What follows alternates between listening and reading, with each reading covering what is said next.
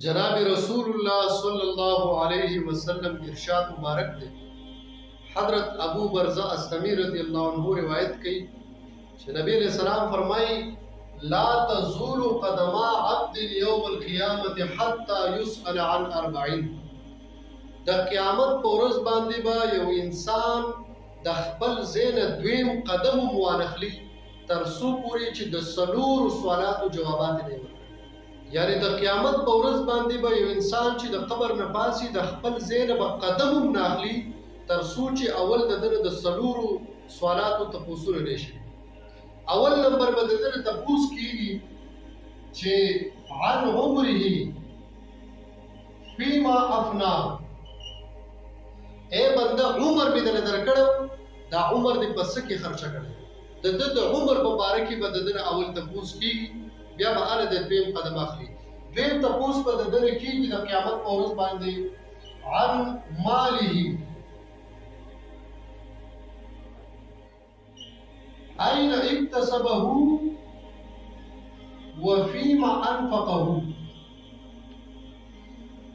دویم تپوس به کیږي چې تعالی می مال درکړو، دا مال دې کسب کړی د کم ځای نه دی، په حلال دې کسب کړی دی، په حرام دې کسب کړی دی، سود دې کړی دی، رشوت دې کړی دی، په حلال طریقه باندې مال کسب کړی که په حرام باندې.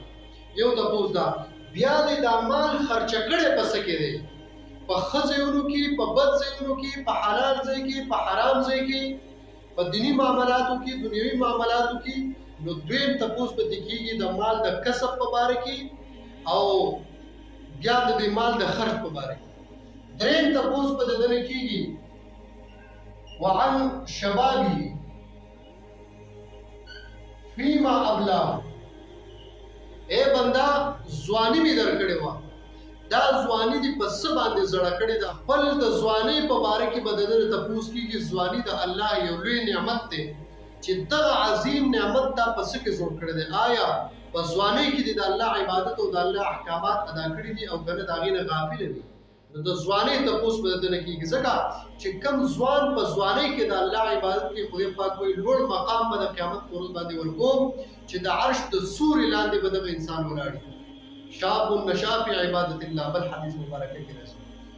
او څلورم دا دریم تپوس.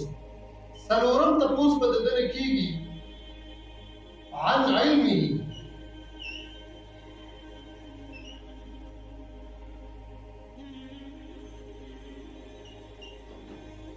څلورم تپوس به دنه کېږي عن علمه فيما فعل.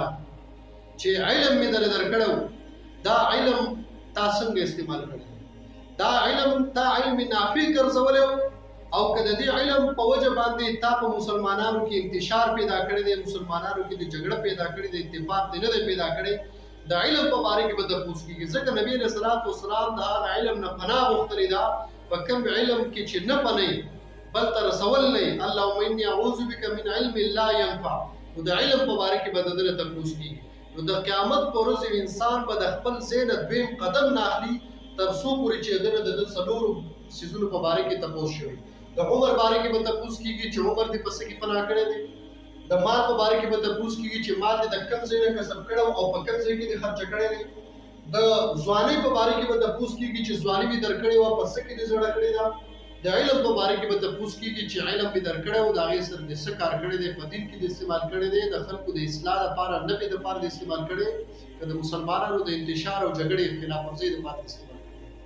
ترمذی شریف کې دا حدیث ته امام دارمی ذکر کړی دی خپل سنن کې او ترمذی شریف کتاب صفت القیام کې.